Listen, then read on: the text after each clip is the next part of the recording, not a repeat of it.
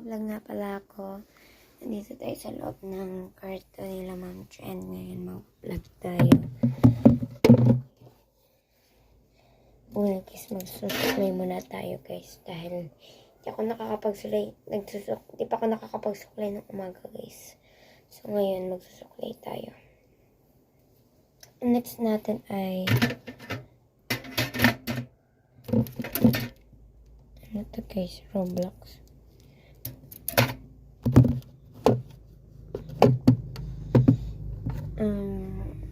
Tignan natin yung ano guys, yung hairband guys. Okay, so napakaganda ang hairband ni Ma'am Chen. Ano guys, shape of a butterfly siya guys. Tuloy na natin. So, ngayon ay nagsusuklay tayo. And tinapon na mama yung makeup ko guys. Doon sa bahay na. And ngayon, kaya dito lang tayo na nagpa-vlog tayo. Mas nagsusuklay lang kasi wala tayong pa-makeup ngayon. Sakto-sakto lang guys.